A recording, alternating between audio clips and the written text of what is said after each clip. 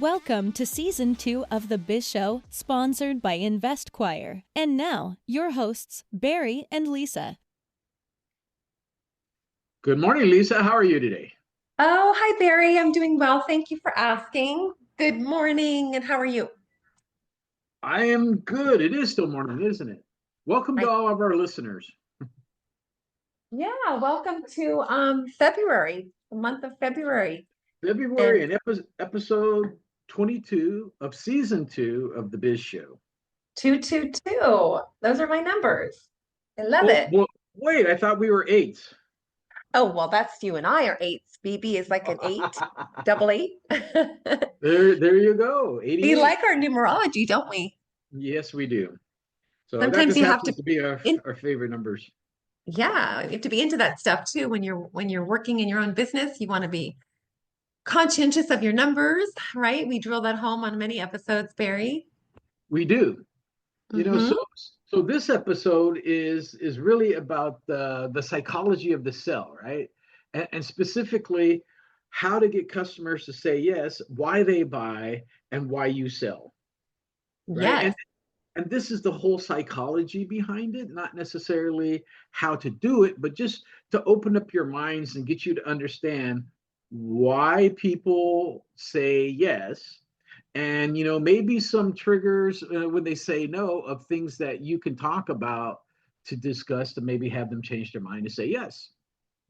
this is so true. I mean, there's definitely a strategic pattern that we all use when we're making decisions to purchase or buy something, and we don't even realize we're doing it. It's similar to like when you get in the shower and you wash the same arm, or you put on a pair of jeans and your one leg goes in before the other leg, like every morning, like clockwork, without you even thinking about it.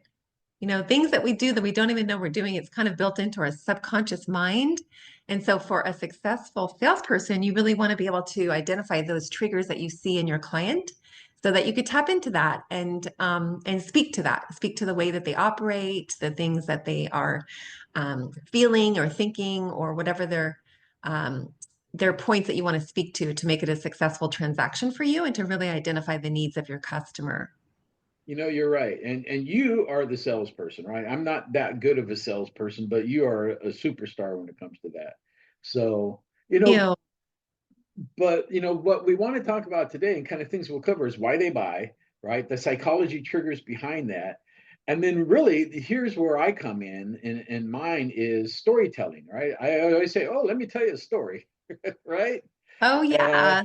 and so I'm the storyteller, right? But then the pricing strategies and stuff like that, and then how to handle objections and stuff like that. So we're going to try to fit all this into just 30 minutes today. Right. And that one point I wanted to mention about the storytelling, like when I'm shopping for a brand new computer or laptop or something, I cannot hear. I am blocked on the megahertz and the gigabytes and everything. I don't care how many times they try to explain it to me. But when they do tap into a story and they make it about my lifestyle or my needs or my business, my profession, or what I'm using the computer for, and actually tap into the overall picture, I'm able to respond and then make my decision. But when they get into those certain details, I cannot decide what is, best for me. So really in selling something, you may need to tell a story when you don't know how your client operates or the psychology behind how they act, and tell the story about the product that you're selling, and the benefits of it and the pros and the cons of it. Right, Yep. definitely, and that's how I typically operate. I always try to relate at their level, right? Because I've been in this business for 40 years and selling computers and systems and stuff like that. I always try to find out more about the customer, and then I've always tried to take a solution and wrap that solution around the customer instead of the customer having to conform to whatever that solution happens to be, right? Because Right. it's easier for them if I can build something that is going to work for them and with minimal effort on their side versus they have to learn something completely brand new and all this other stuff. That's a hurdle and a barrier to the Yeah, sale, right? exactly. So, Listening, that's a key component of this topic that we're discussing, is listening to your customers' needs. right. So the first thing is the science behind why people buy, right? And there's some motivators, and there's like four of them, right? The biggest one is uh, desire to gain something, right? They want to get something out of it. Either they want to make their life easier, they want more income, or it's a status symbol, right? So you need to, as a salesperson, trying to figure out which one of these are you selling to. Exactly. Yes. Yeah. And so and that's 40% of all the studies that have been done in buying across the board. Now, this is all industries, not just a computer industry or real estate, but across the board, all sales industries. 40% of the people have a gain. They want to gain something out of this. Okay. That makes sense. And most people do. Money speaks to them. So if their desire is to become more wealthy, then that's going to be 40% of the population, right? Right. So the second one, what's the second one, Lisa? Scarcity. So if you have a fear of losing out or the product may not be available and you want to get it first, or those are the people rushing to the store for toilet paper during COVID. It was a fear of loss. They just didn't want to run out, man. They're I like, did not no, want to run out. There was no other product they cared more about was toilet paper. I So want to make sure my keister stays clean through this epidemic, right? the fear of loss, yes, that really Aye, motivates. aye. They could But have it been, is. yeah, could have been born in the Depression era, been raised around scarcity in their, upbringing or whatnot. And so that's maybe their trigger for buying, right? It could be, and it could be, a limited product or whatever the case might be. There's a lot of different things, but think about it. 30% of these people, buyers, are these type of people. So we've already covered 70% of the buyers of either want to gain something or the fear of losing out, Right. right? And then So there's the other people that just, they're not really in those other two categories, but they just want something that will better their lives or make their situation easier. It's for the ease and yeah, convenience aspect convenience, yeah, of yeah, owning something or buying something.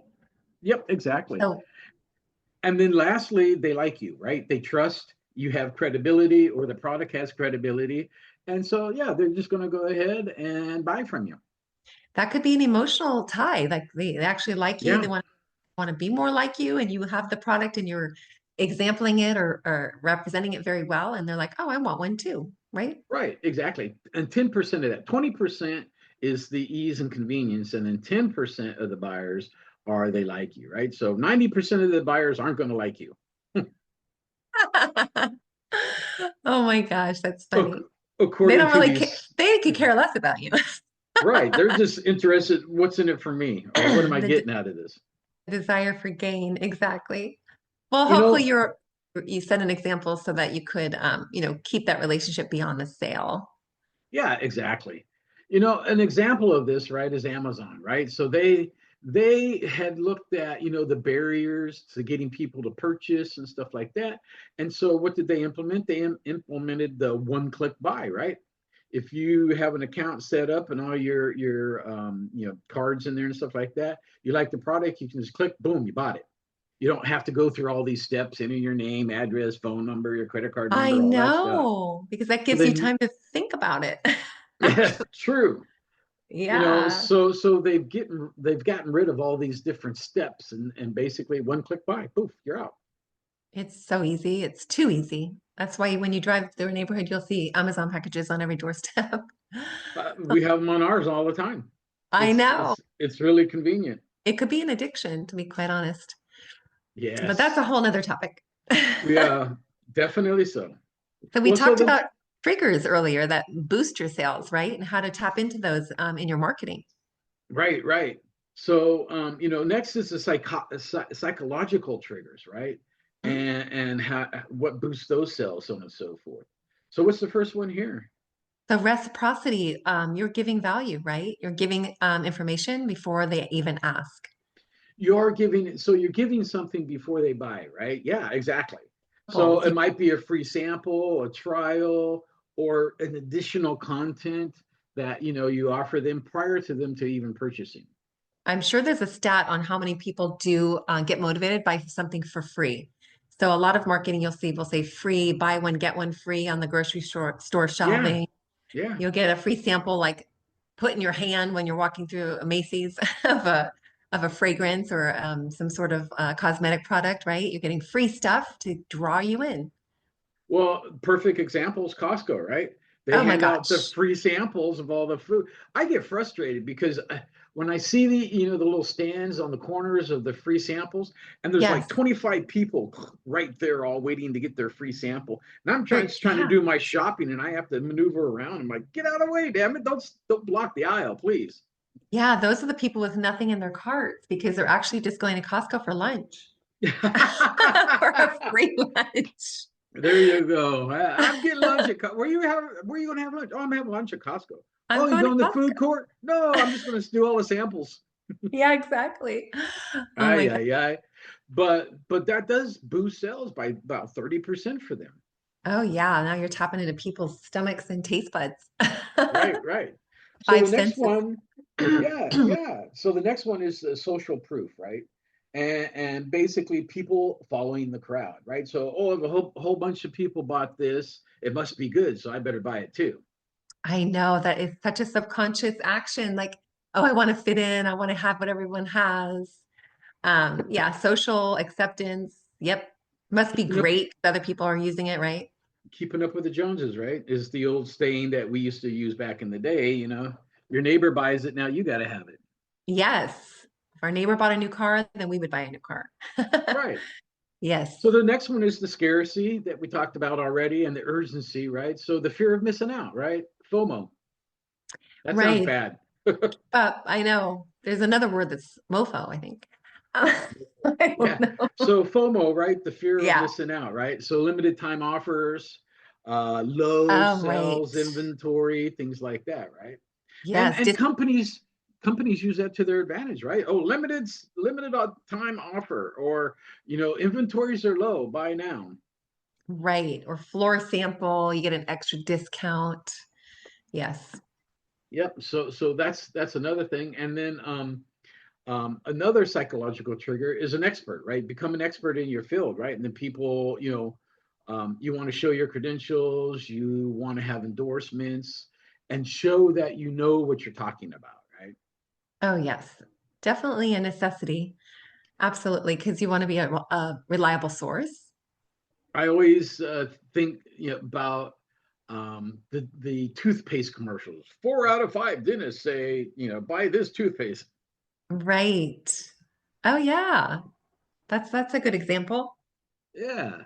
So, those are the things that you can employ as a tactic to draw more sales to your company, right? Limit offers or expertise, whatever that case might be, limited offers. So Yes, this definitely keep those on top of your mind when you're doing your marketing. Right. So Hmm. this next one is near and dear to my heart, and I never classify myself as a salesperson. I'm again more of a storyteller, and you hear me many times in this podcast. Let me tell you a story, and I relate those stories to whatever the topic happens to be, or if the customer has a specific pain point or need, then I'm looking for my past experiences and how I've seen something handle their problem, Yes. And if you right? are researching your industry and the competition and what's relevant, you will be able to identify the pain points so that when you're using narratives or stories, you can speak to those and put your customer at ease with the story that you're telling or with the narrative that you're speaking to, because that's really how you're going to get the trust in the client to purchase the product. True, and you want to make it relatable to whatever their issue or problem is right there. I mean, let's face it, if you're selling a product, you're selling a solution, right? Whether it's a product, whether it is a solution or whatever, a customer has a need and you are there to fulfill that need. Customer may not even know they had the need until you start telling the story, and then they're like, "Oh my gosh, he's right. I definitely need this product," right? And now You they'll know, feel like you provided them a solution for something or maybe prevented them from having the problem because your solution is just so wonderful, right? So yeah, definitely tell the and story. Never know yeah, who you in those stories, right? The more you speak and pay it forward, the more people can identify with you. Well, yeah, and that's the key thing, right? You want to make that connection and have them identify with you, and whatever their issue is that together the two of you can get it solved for them. Right.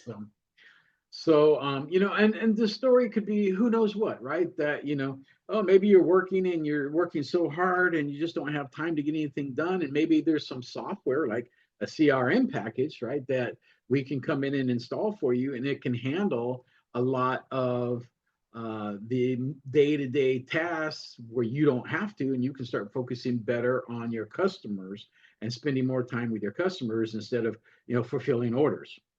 Right. Don't be afraid to use examples. People love examples. Some of them could be um, of a little, comedy or comical, and it just kind of drops the walls of a buyer, from them having to say no to you.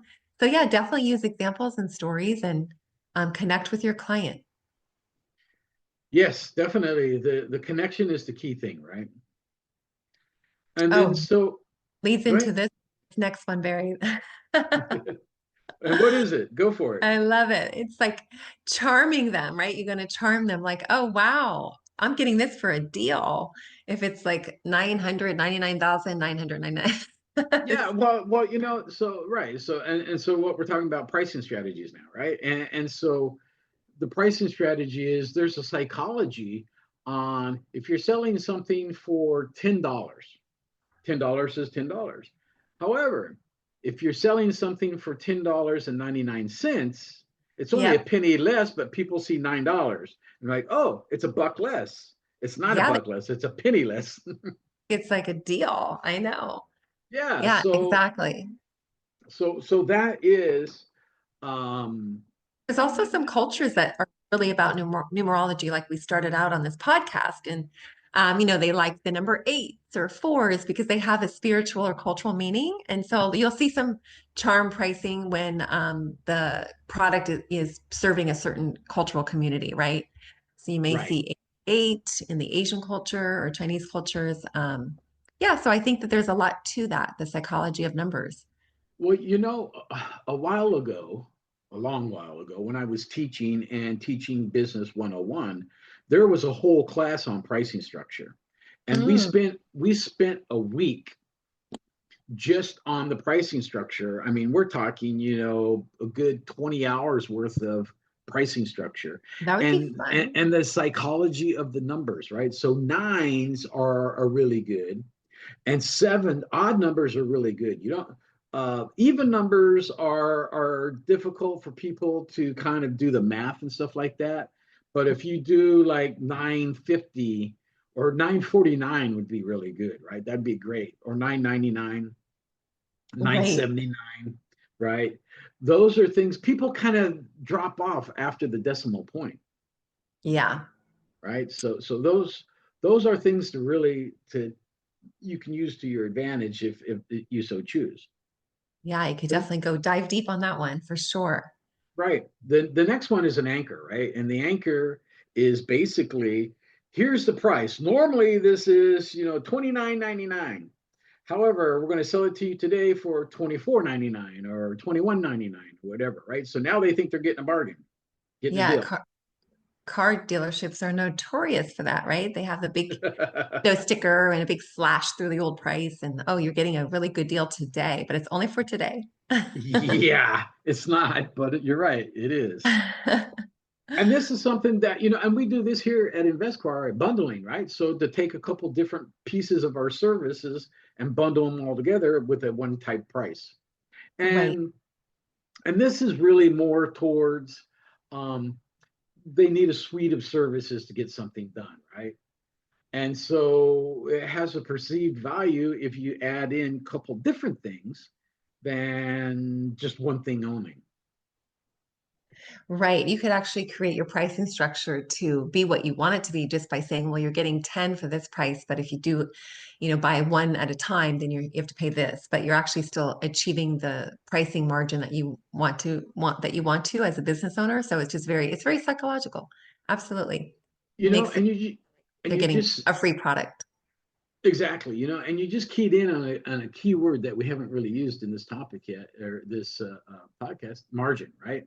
So you, as a business owner, always need to know what margin you need to make and you want to make, and you need to build that into your pricing structure.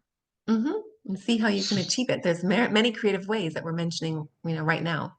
Right, right. So, in retail, it's interesting, right? Because let's say that you have a product and you're selling it, and I'm just using numbers to make it easy, right?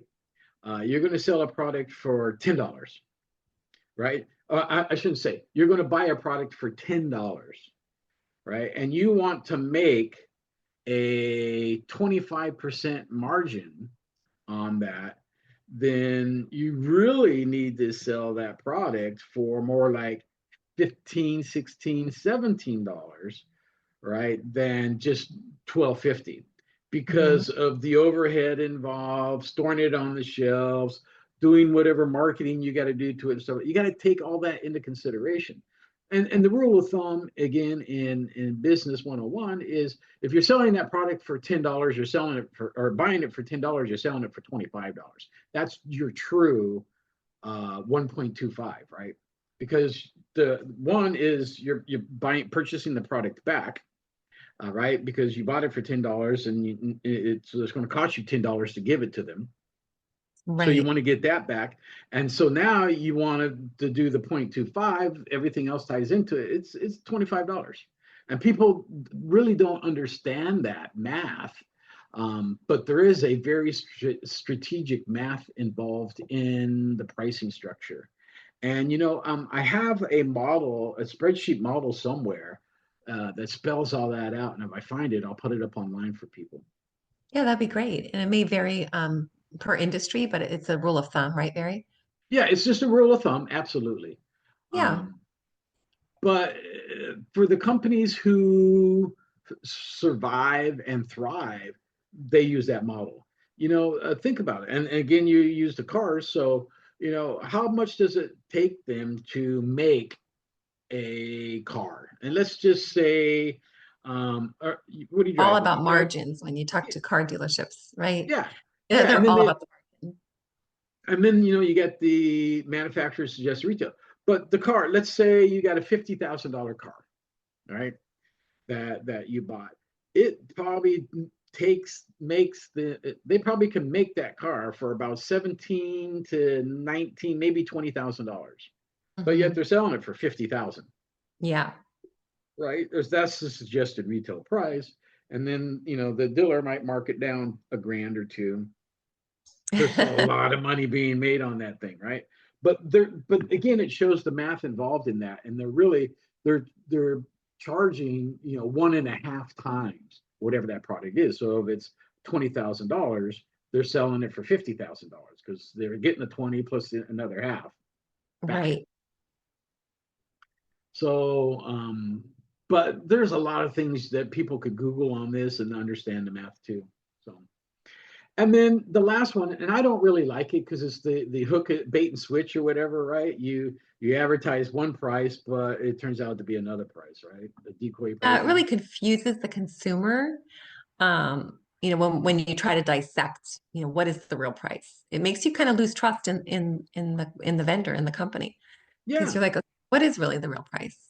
And Well, then it makes you actually want to do more research. So you go from one car dealership to the next just to see what is the average price of this car, right? Um, right. People have Well, research at their tips now on their phones, and so yeah, you just want to be as honest and thorough and see, transparent as possible. and again, you just hit upon something else. People have access to immediate data now, where we didn't a few years back, right? You can pull up your phone and look at what the competitors selling it for. Right. Let me tell you a story. Here we go, right? Storytelling. But when I was going to buy my car, I wasn't going to buy my car. I had a different car in mind when I went to the dealer. Yeah. And so I went to the dealer and I looked, and there's the cars that I wanted. However, and they had a price. This is the price. Right. And so I started talking to the salesperson, stuff like that. Oh, but we don't have your car anymore. That was the last year's model, which we've already sold out. Now we have the new year model. Um, So that price doesn't pertain to this. So the price is now, you know, $3,500 $100 higher. Right. And then the car that I have was sitting right next to it, and I looked at it and I liked it. And I said, well, let's take this one for a test drive. So I took it for a test drive and ended up buying it. And guess what? It was cheaper than the car I was going to get anyway. Oh, well, that works out for you because normally it's the other way around. It was. And the funny thing of it all is a better car than the one that I was going to buy to start with.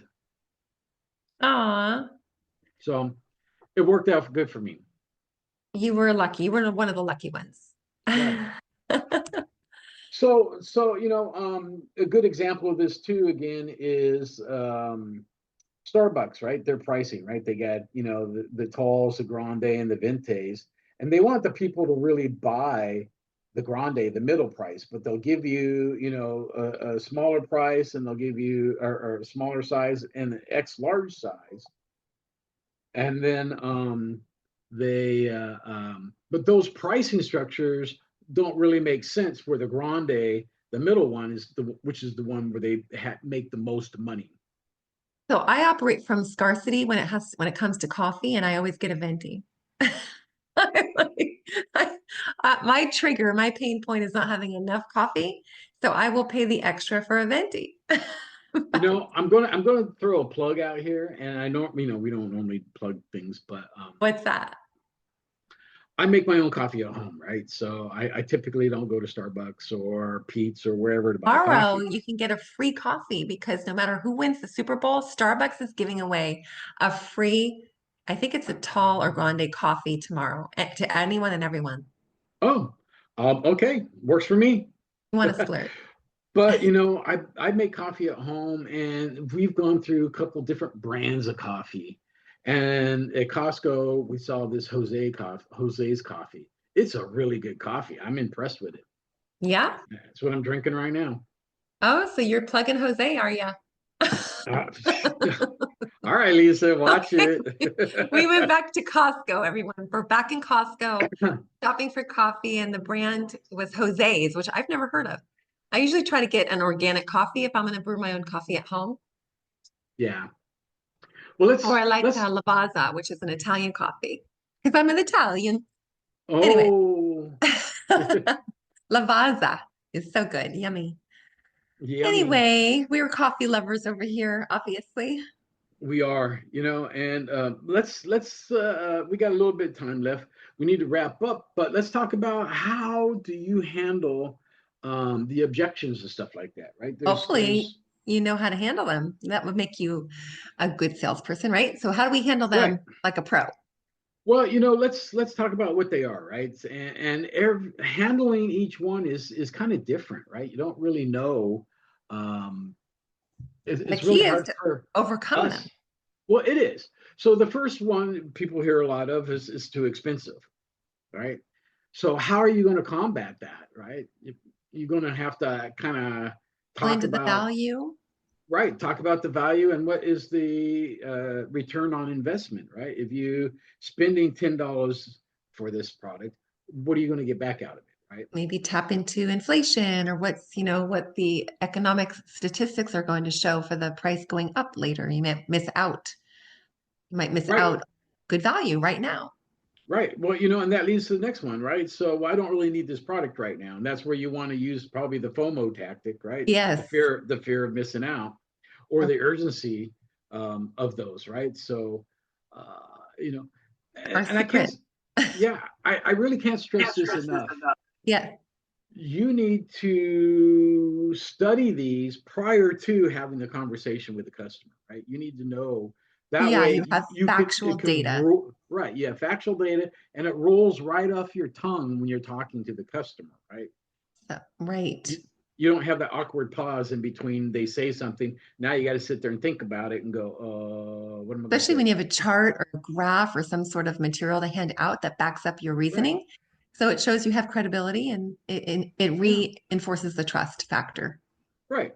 A lot of times people are like, well, I got to think about it. And okay, then I guess your counter is well, what's holding you back? What are the real hesitations here? Because they say that, but it really may be something completely different, right? They start squirming. They get very almost like they start sweating.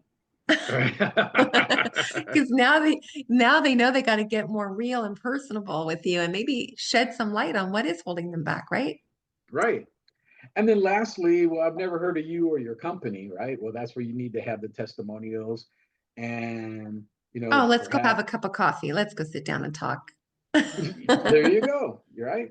Uh, So those are a lot of the key factors. I mean, again, we could take this topic and we could blow this topic out to 2 weeks worth of information, yeah, right? you could take one sector of it and really go into it very deeply and thoroughly and explaining that. And then also how to identify that in your customer, right? That's a whole nother technique to identify these triggers. Yeah, exactly. And what we're trying to do here today in this podcast is open your mind up to the psychology of a sale and what some of the objections are, and then what some of your counters can be, and then what motivates people to buy or not buy, and then for you to do some of your homework and figure out how can I combat that.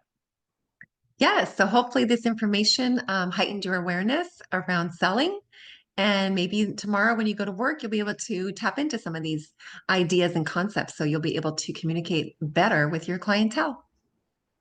Yes, definitely so. That's always a good thing, right? Yeah, thanks, Barry. As always, was what a great show we had today.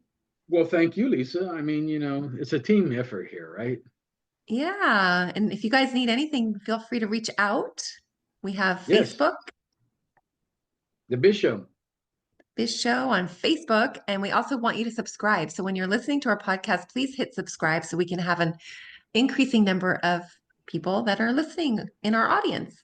When you subscribe, it actually builds up our user or listener base, but also as we get more subscribers, then all of the portals that we're in, the Spotify, the Pandora, they will start advertising it more and more and more and more. Oh, that's cool. Yeah, we need the help. Help us Yes, we out. do. Come on, guys. Hit that subscribe button. Listen to us. And then, of course, we have investquire.com. You can reach Lisa or myself at investquire.com. We're more than happy to help you wherever we can and how we can. Exactly. And make it a great day, everybody. All right, guys, thank you so much. We appreciate it. And we'll talk to you next week. Bye-bye.